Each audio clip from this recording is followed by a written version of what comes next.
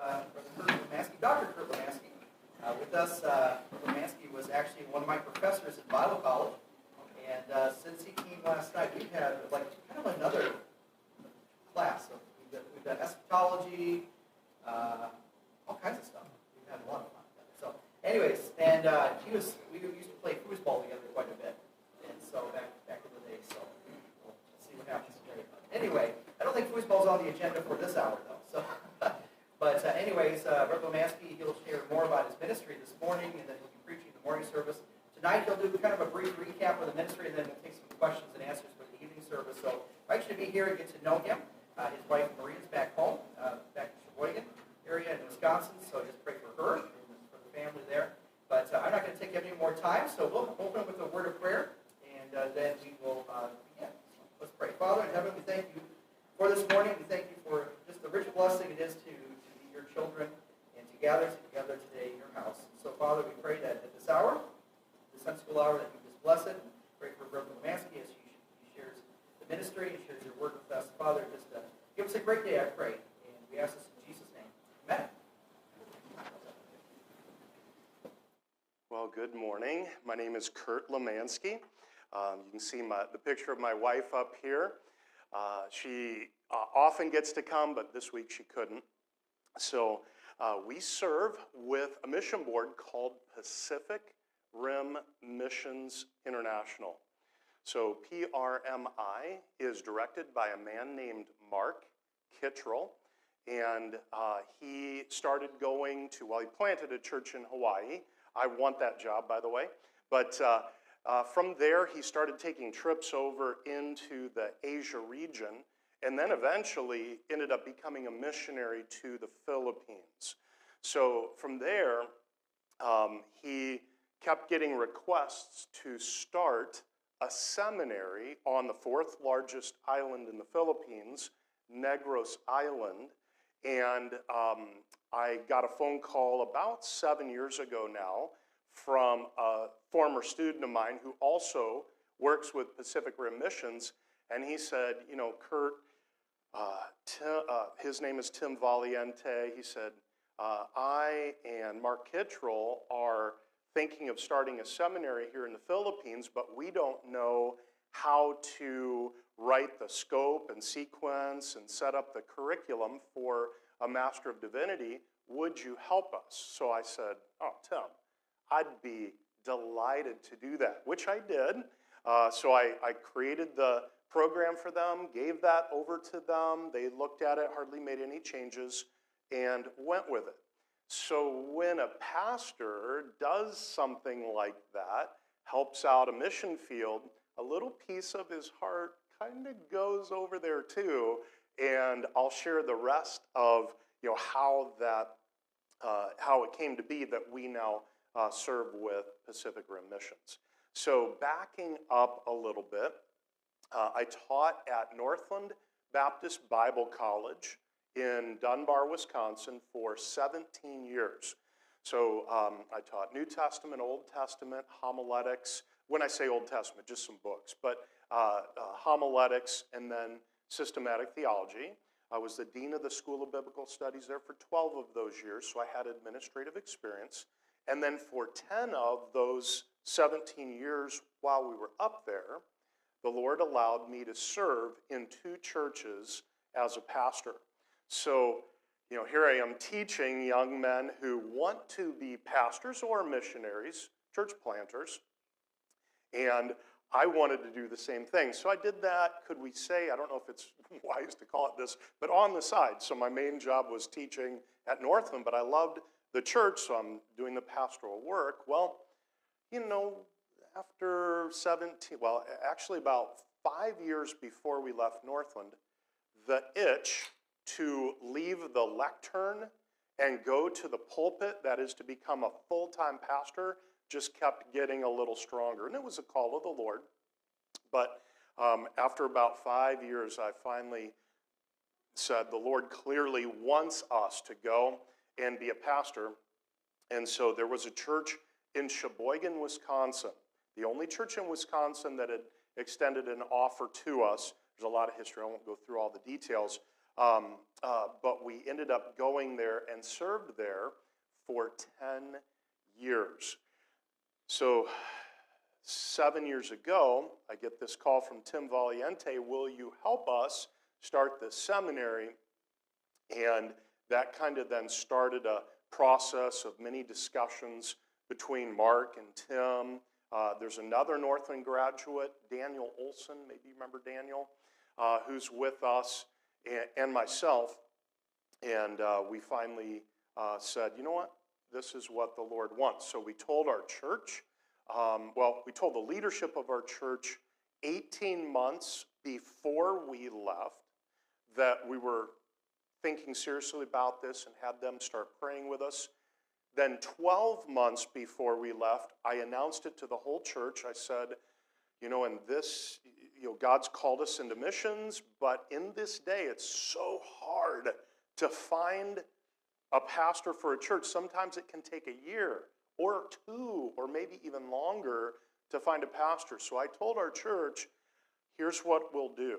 We will stay for up to 12 months from today, the day I was announcing, to give you time to find a new pastor. So the church went through 8 possible candidates, and it was on the 9th man that they said, he's the one. And so that took from July a couple of years ago till basically December. Or no, I'm sorry, it was October when right at the end of October when they first met him. And then the search team ended up inviting him to come and preach at our church. And then March of that following year, he candidated and our church voted, and it was a unanimous vote, 100%. And I was just relieved that God orchestrated all that. And then he came in May, last year in May. And so that was the end of my time there as the pastor. He took over. I became a missionary. I left my multi-million-dollar salary as a pastor and started traveling on deputation to raise support to serve the Lord with Pacific Rim. So let me tell you a little bit more now about Pacific Rim. So our goal is to train pastors, church planters, and missionaries from the Pacific Rim for the Pacific Rim. We don't want to start Western schools in the Philippines, or we're also in India and Myanmar. We don't want to start Western schools in these countries and then try to tell these brothers, some of the pastors who are in our seminary, to give you an example, one of the pastors, they have 900 people in their church, another one 500 people, another one 400 people.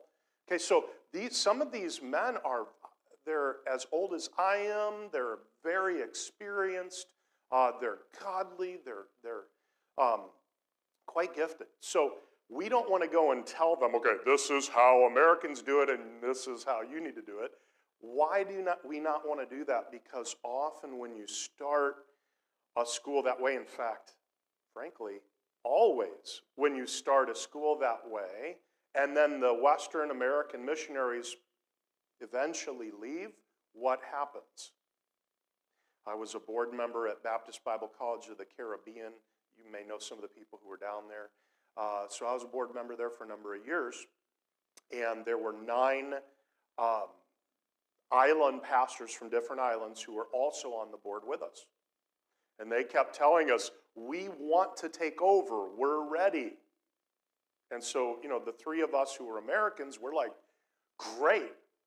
So we asked a large Baptist mission board, the educational director for that mission board, hey, how many schools have you successfully turned over to the nationals when your missionaries eventually left the field? Because they've been around for about almost 100 years, I think, at that time, that mission board. And he stopped and he thought and he said, 0. Every one of the schools we've ever turned over has closed. And so we're just like, oh no. So what we did then is we took about 3 years to disciple and help those 9 men to be able to then to successfully, or at least we were praying that they would successfully transition and take over. So when we finally did give the baton to those 9 men, this Bible college on the island of St. Vincent in the Caribbean had existed since 1956. I think it was Baptist mid-missionaries who planted it. So 1956 almost always had full dormitories, 12 girls and 12 guys. That's the max that the school can handle. In 2 years, there were 0 students and the school closed. You're like, what? So I won't go into that because we could delve down a long way into that tunnel, but there's so much that we don't want to repeat those mistakes. So our philosophy of ministry is to come alongside groups of pastors that already exist and then help them, and also any young men who are in their churches, help them to improve their understanding of how to interpret the scriptures, how to preach, deeper introductions to the Old and New Testaments and so forth. All right. Question for you. This is rhetorical. You don't need to answer, but question. So let's talk about, we'll start with Negros Island in the Philippines. We have 4 seminary locations on that island. We also have 2 in India and 1 in Myanmar. I'll share more about these on the slides as we go. But to start with here, when it comes to the Philippines on Negros Island, this is the 4th largest out of over 7,000 islands in the Philippines. So it's a big island, about 9 hours drive from tip to tip. We have 4 schools, on the western side of the mountain range that separates the island. So what is, again, rhetorical question, what do you think is the greatest missional need on this island? In other words, if we're going to send a missionary there, what's the greatest need for that island? So my mind, before I got to know it, is probably just like yours. We need to send church planters. Got to send church planters there. Okay, so now let me share what that island looks like for you. There are slightly more than 1,000 Baptist churches just on the western half of the island. There are about 250 Baptist churches just in the capital city called Bacolod. There is no city without multiple churches. I mean, talking a lot. There's not even a village of any size that is without a church today. So there are now, as far as I know, no American church planting missionaries left on the island. The Filipinos are like, we're doing that work. In fact, there's not even a place yet now to even plant a church. So we're going off island to plant churches. They're sending out missionaries even to other countries. And they kept saying to Mark Kittrell and Tim Valiente with our board, what we really need is education. We don't, the people on this island are poor. They don't have, most of them, a house like you and I would recognize. They have a bamboo hut. Okay, so they have 4 walls with gaps between the bamboo and the window come through. There's no cement floor for most of them. There's no electricity. It's incredibly hot and humid, so most of them have their Bible and don't even have any other books. This is reality for them. Even in the cities, this is about 80% of the people live in that type of a bamboo structure. So they're just like, you know what, we can't even take an online course because we don't even have computers. Would you start a seminary for us? So 7 years ago, I helped write the curriculum, or basically did write the curriculum for them. And then 2 years ago, Mark Kittrell said, would you come along with us and our board to help us with teaching, administration, mentoring of the local leaders, and so forth. And we agreed. So here's the Philippines. We're in the Philippines, India, and Myanmar. The Philippines has 3 different sections. You have the northern section, the southern section, and then what they call the Visayan, or central part of the Philippines. That northern section is predominantly Roman Catholic. Okay, and I was born and raised Catholic, and I was born again at the age of 16. Tonight, maybe I'll share my testimony about how God brought me to Christ. But that is predominantly Roman Catholic. There are good churches there, but most of those churches are just dots, like they're pinpoints, such as in Manila, where there are a lot of good churches. But outside of a few big cities, there isn't a lot of born-again, gospel-preaching Christianity in that northern or kind of reddish region. Then down south, that light blue region, what would you guess is the predominant religion there? Good. You know more than some. Islam. I've been warned, never go to where it's blue unless you have Filipino brothers with you, okay? And I'm tall, I'm short here. There I'm tall, and I'm like, what, are you going to be my bodyguard? I mean, what?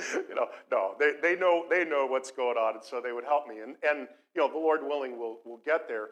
But that middle Visayan region, I'll blow up now and make it larger. So there are 3 islands in the Philippines that are absolutely covered with Baptist churches. Okay, does this surprise you? Rest of the Philippines is not like that. Outside of these 3 islands, the amount of biblical Christianity dissipates really fast. But on these 3, Panay, Negros, and Cebu, they're covered with good churches. All right? I would say per capita, more than almost any place in the United States.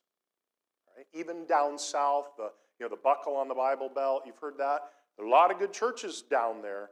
I don't know that there's a higher percentage of churches than on these 3 islands. So how did all this happen? Well, what's the greatest century in the history of missions? First century. Okay. Greatest century.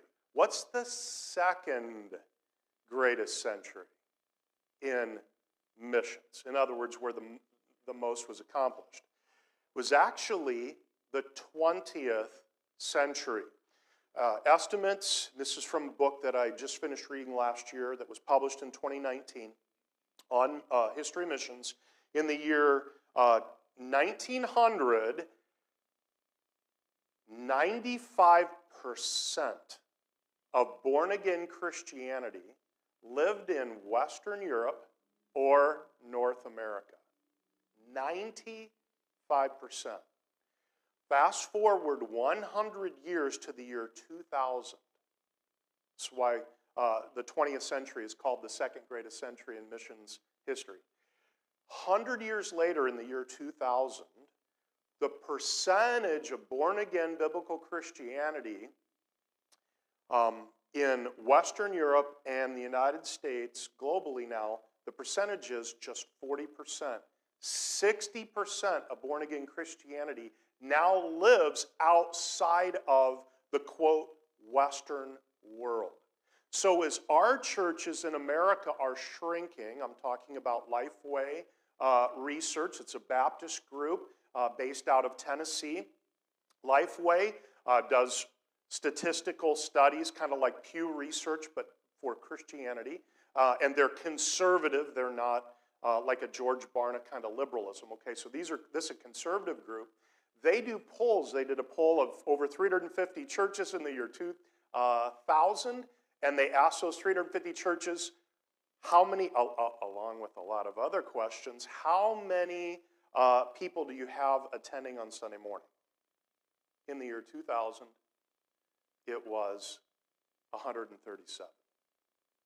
They asked those exact same churches 22 years later, so this is post-COVID, so COVID's not affecting the people being able or not able to come to the church. In 2022, they went back to those same churches and they asked them, what is your average attendance? This is in America. These are solid churches like this. And the response was, in terms of how many attend, 67. So we went from 137 in the year 2000 to 67 same churches in 22 years. What's going on? Baby boomers, Gen Xers, that's me. Millennials, another huge generation, and then Zoomers, that's my kids. We have 4 kids. So the boomer generation, 85% of boomers, many of you here are boomers, 85% of them go to church. Now, that's a church, that's all kinds of churches, but at least they go to church. Xers, far fewer. The millennial generation, only 15% of millennials go to any church of any kind in America. Okay, and then the Zoomers, I don't have a number, but I'm sure it's similar. So our churches have not reached the younger generations in America. We're seeing the churches in America, and consequently the amount of missionaries who are being sent out, drastically reduced. I mean, you compare, say, 1960 in America with today and the percentage of missionaries that are being called and then sent out, it's just fractional by comparison. That's not the case. For example, in the Philippines, so I go over and preach in a missions conference in Maranatha Baptist Church in Bacolod. Pastor June Ogilia, you can look him up online if you want, church of about 500 people. So went over there, preached in their missions conference. In addition to all their regular people, they had 200 guests who were there. About 100 of those guests were pastors or Christian school teachers from different parts of the island, even different parts of the Philippines. But then fully 100 of those guests were missionaries. None of them were from America other than me. Those 100 missionaries were all Filipinos, sent out from, almost all of them, from Negros Island, the churches on Negros Island. And this is just one church, one missions conference. Okay? 100 of them, I met Filipino missionaries to Africa, United Arab Emirates, Saudi Arabia, Pakistan, Malaysia, Indonesia. The list could go on. They are now, their churches are sending out their own missionaries. One of the pastors who preached for us in Sheboygan, Wisconsin on a Wednesday night, he was coming through and we were in contact. He said, what would you think? You want me to come and preach? I'm like, brother, come on. Their church, they have about 400 people in their church. It's in a different part of the island from where our seminaries are located. But he told me over dinner that their church, as an example, has sent out 5 church planting teams to the country of Laos. That's one of the last communist countries on earth. This is a country where I could go and visit, but I can't go and plant a church, or I guess I could try to, clandestinely. But if they knew about it, they would boot me right away. Not a problem for Filipinos, because the Filipino passport's one of the golden passports. The U.S. passport, an American passport, is one of the most limiting passports on earth. Okay, they look at you like, ooh, are you CIA? When you come in, and believe me, I've been there. I mean, go to Siberia, and the FSB takes my passport. That's unnerving. Anyway, I don't even have it. I'm walking around. I don't even have my passport, and they're checking me out and questioning me and stuff. And so they're always worried, am I CIA? Man, that's not the case with the Filipinos. So this pastor, they have planted 5 churches in Laos, and that's just some of the missionaries they've sent out. So I'm sharing this to help you see that America isn't the only missionary sending country anymore, okay? Christianity has, in certain portions of the world, the gospel has had amazing effect. And so they're just Christians all over. So we have 4 seminary locations. I only have pictures of 3 because one is newer.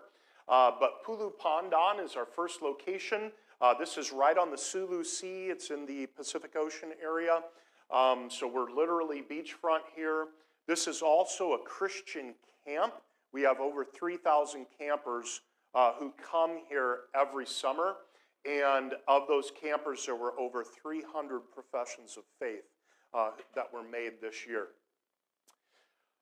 This is our northern location. This is in Maranatha Baptist Church in the capital city of Bacolod. This is 600,000 people at night, 1 million people during the day, 400,000 come in for work. Pastor June Ogilia, I mentioned him earlier. He's in the light blue shirt to my left up there. And his wife, Juvie, is right next to him. So we have classes there. We do at least 5 classes a year. We don't consider it a seminary location unless we actually teach a minimum of 5 classes, 2 in the fall, 2 in the spring, 1 in the summer. If we do more than 2 classes, it's on the rare side because most of these men are already pastors or they're interested in ministry. Maybe they're the youth pastor or youth helper, but they also have a job that they work, and they can't do more than 2 classes worth just because of how busy they are. So this is a picture of some of the students after one of the sessions. There are some ladies here. We don't have ladies in our seminary, but students at Maranatha Baptist College, we're not connected with Maranatha Baptist College. That's run by this church. But students, including even ladies, are allowed to audit some of the classes. I was teaching on the book of James, and so it wasn't a problem. So there are a few ladies here in this picture. But in terms of the seminaries then, we also have another location clear down in the southern part of Negros Island in the city called, well, it's not a very large city, but it's in a small city called Hino Ba'an. This pastor, his name is Decatoria, kept talking with Brother Mark, our president of our mission board, and he's like, Mark, we don't have cars. Very few Filipinos have a car. We don't have motorcycles. Very few Filipinos can afford a motorcycle. Okay, so we walk everywhere. We can't get from down here, southern part of the island, up to where your seminaries are. Maybe a couple of us have enough money to do that. So would you please come and start a school down here? So Mark wasn't sure, smaller city, would there be enough men to make this, a wise use of our resources? And so he went down there and taught a class, and there were 50 pastors. Most of the men in that picture are pastors from villages. So we're talking tropical rainforest jungle that is mountainous. So most of the guys in this picture did not arrive at the church on a bus or something like that. They walked. And they walked down rugged paths that you can't even take a motor vehicle on, not even a motorcycle.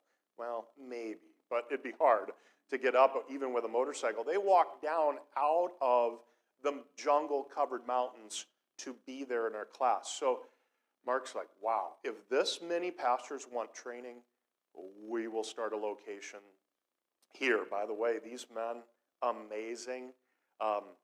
Their families subsist on the vegetables they're able to grow in their gardens. They'll buy rice from the rice paddies that are down on the coast. And then where do they get their protein from? A lot of these men actually hunt snakes. And the protein for their wives and their children is from snake meat. Okay, so just amazing. I love what they're doing. I don't like the heat. It's really hot there. But aside of the heat, it's pretty amazing. All right, so let's move to Myanmar, and then we'll finish up with India. Question for you, what country on earth has the highest per capita amount of Baptist believers? What do you think? Yes, heard somebody say it. United States. All right. What country on earth has the second highest amount of Baptist believers? Don't say Myanmar. It's not that. I'll just tell you that right now. What's second? Not South Korea, though there are a lot of Christians there. Okay? India is second. And then what's third? Myanmar. Why is Myanmar third? Well, who was the first foreign missionary sent out from America? Adoniram Judson. Okay, so because of Judson and many others like him, there are now Baptist churches all over this country. Now, this country's in the middle of a civil war. It's over 3 years old. So if you're not familiar with it, American news doesn't. We talk mostly about America. And that's not to fault them. It's just how it is. But if you follow the BBC News or something like that, World Service, you'll hear a lot more about what's going on in other countries. So I would rather tell you up front, be transparent and honest with you about the condition of our schools, rather than try and make it sound all flowery or whatever. So we have 143 students right now in our different schools in the 3 different countries. The oldest seminary that we have is 6 years old. We'll have our first graduating class this May in Pulu Pandan, the very first slide that I showed you. So we have 7 men graduating this year with a Master of Divinity. One of them is our vice president. He's a pastor of a church of 500 people, and he'll start teaching for us as well, along with another one of the men. So, so in the Philippines, things are going really, really well. In India, unbelievably well. Here in Myanmar, not well. Again, why? It's a small building. This houses our dormitory, couple of classrooms, and our cafeteria. Here's a picture of our young men from 2 years ago. We had 11 of them, which is not very many. Okay, I mean, I'm not saying that's dinky or that it's not worthwhile, but that isn't a lot. We thought we would have a lot more, and I think we would have if it wouldn't have been for the Civil War. But our students can't leave campus, and our campus is just a really small little postage-sized stamp piece of property. They can't leave, or if they do, they risk getting drafted on the spot because there are military vehicles that patrol the capital city.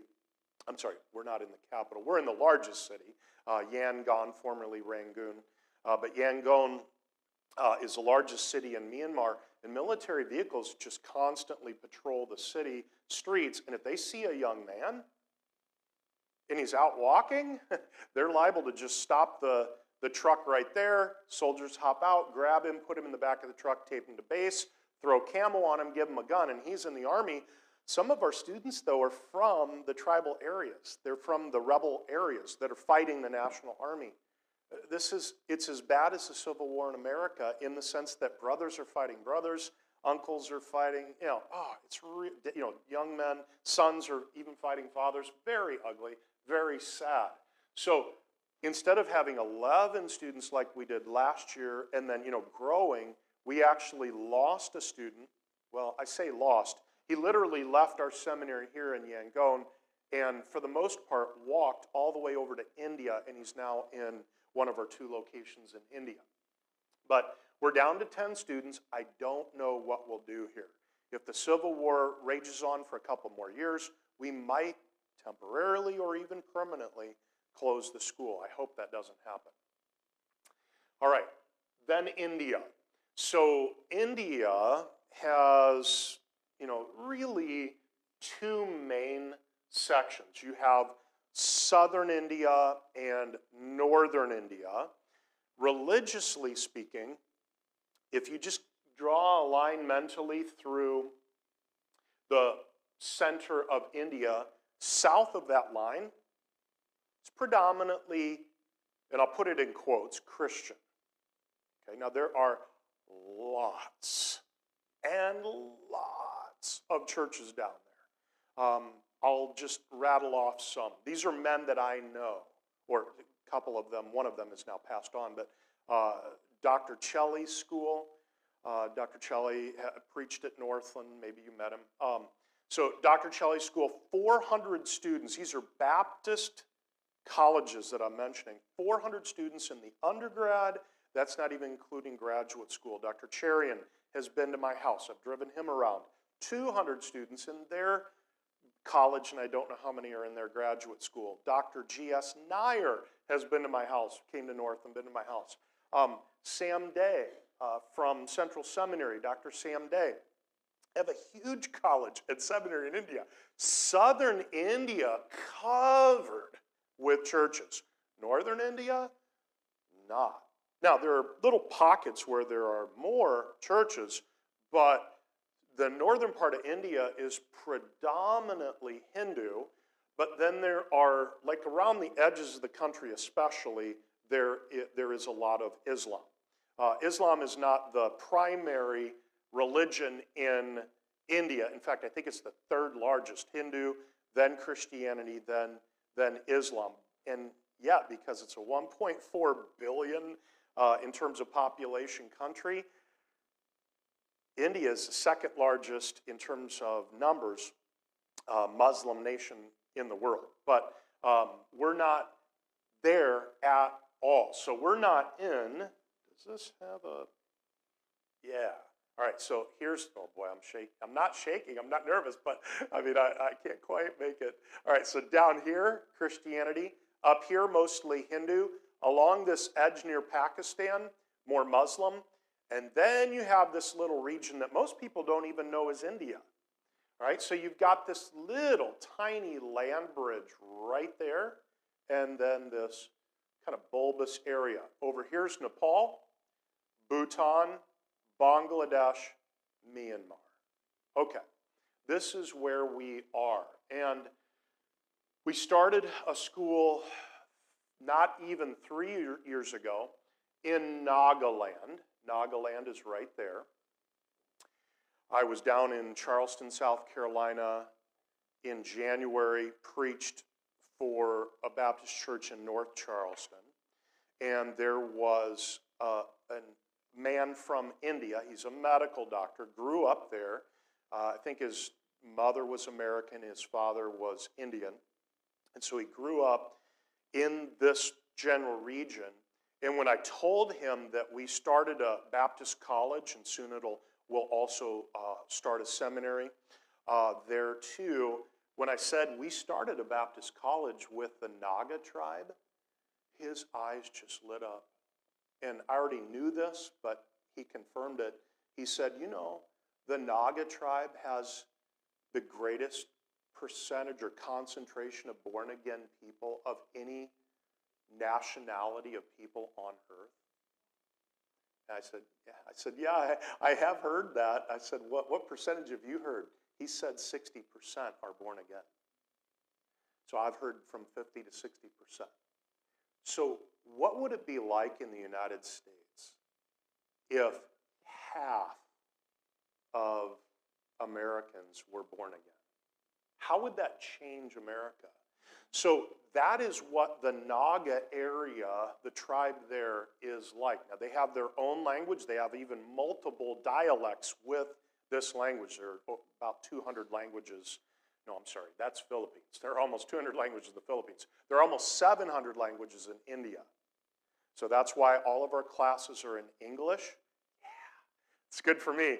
So, you know, in the Philippines, I can't use, when I say Salamat Gid in Manila, in the capital city of the country, the taxi driver looks at me and like, what? Because he speaks a different language. He speaks Tagalog, and I'm speaking Ilonggo, and he doesn't know Ilonggo. They don't know each other's languages, but they all know English to varying degrees. They all know English. Same in India. So here in the Naga tribe, we're working with a group of 600,000 people. Let that sink in. No colleges, no seminaries. 600,000 people who about half of them are born again. Where we are here, if you follow news, there is not persecution in Nagaland, but just south in Manipur, that blue area, there is serious persecution going on there. Hindu groups have overrun the Christian areas, because there are a lot of born-again Christians in Manipur. And they've literally burned the churches, driven them out of their homes, stolen all their stuff. Our students and our faculty here literally go up into the mountains with water, food. If they can find enough money to buy a tent, they'll gift, the Christians up there in tents. So we send out on extension, we send our students out to tribal areas that are in mountainous regions that have never heard the gospel ever, okay, as well as doing some helps works with the persecuted believers in the region.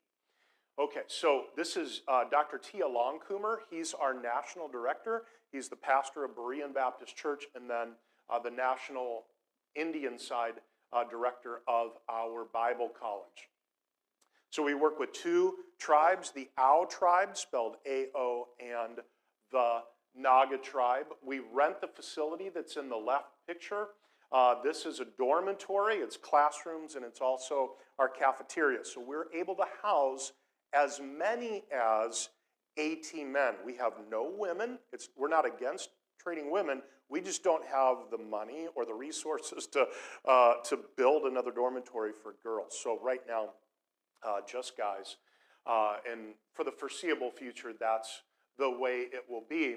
We have no seniors yet because the school's not even 4 years old. We have 12 juniors, 12 sophomores, 12 freshmen. And we, because we've been trying to figure out a lot of different things, including, what are our students going to be like? And here's what we found. All of our students are from poor families, from a poor area, but there's poor and then there's very poor. And the poor have fairly decent education. They can speak English. They know the Bible fairly well. And then there's the very poor who are who have never had education, or at least maybe a couple years, but very little. They work in the fields, and so they have come and they don't even know some of the basic Bible stories that 5-year-olds here in the church know. So we're getting, Dr. Tia's getting on average 4 to 5 phone calls per day from students asking, can we come, can we enroll? And so we're going to open it up to a total of 30 students this next fall. And of those 30 students, they're all going to be in a certificate program, and the ones who prove themselves, they can do the English, they can understand, they'll be able to then enroll in the college. The other ones will have a certificate, which is still good in this region, and they'll go back, but they'll have to be able to pass some tests to enter. But then our final location is in Siliguri, India. That city is right there. We have 14 men. The man in the light green, Dheeraj is his name. He is our on-site director. We don't even have a building. This is basically where we meet. And there are 13 other men who are studying here. Many of them are already pastors in Nepal, but all 13 of them are either pastors already or want to be pastors and church planters in the villages in Nepal or Bhutan. Okay, so we're talking Mount Everest. We're talking K2. So they're literally going to go to the foothill areas of these regions and be planting churches. Is this being recorded for online? Okay. Can we just stop? Can I keep the mic on but then stop the recording? I have 2 more minutes, but I don't want this to go, what I'm about to say to